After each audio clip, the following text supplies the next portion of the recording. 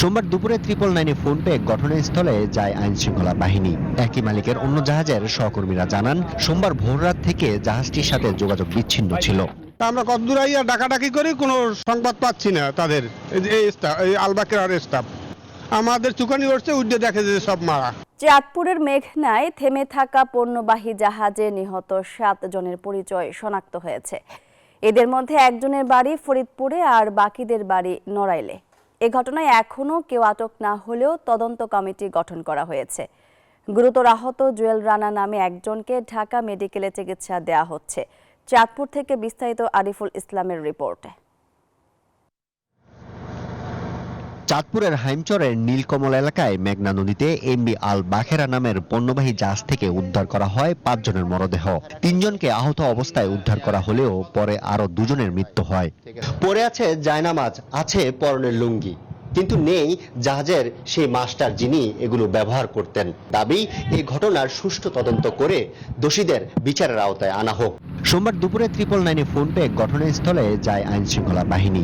একই মালিকের অন্য জাহাজের সহকর্মীরা জানান, সোমবার ভোররাত থেকে জাহাজটির সাথে যোগাযোগ বিচ্ছিন্ন ছিল।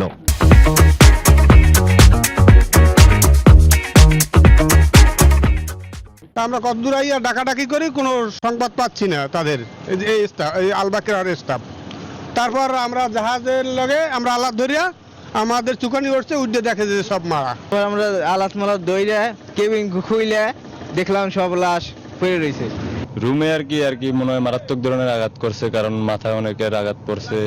7 জনের মরদেহ চাঁদপুর সদর হাসপাতালে রাখা হয়েছে। আইনশৃঙ্খলা বাহিনীর ধারণা, ডাকাতি করতে এসে তাদের হত্যা করা হয়।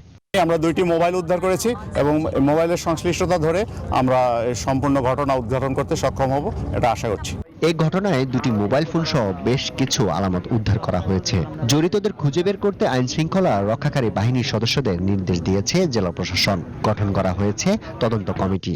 এই তথ্যটা বের করতে আমাদের সময় লাগবে। এটা কি একটা হত্যাকাণ্ড, নাকি শুধুই ডাকাতি, নাকি ভিন্ন কিছু? এমনও হতে পারে যে নিজেদের মধ্যেও অনেক সময় ব্যক্তিগত বিষয়কে কেন্দ্র করেও ঝামেলা হয় আর কি। তা আসলে এটা এই মুহূর্তে বলা সম্ভব না, এটা শুধু আমাদের তদন্তের পরই আমরা বলতে পারবো। আরিফুল ইসলাম, নিউজ 24, চাঁদপুর।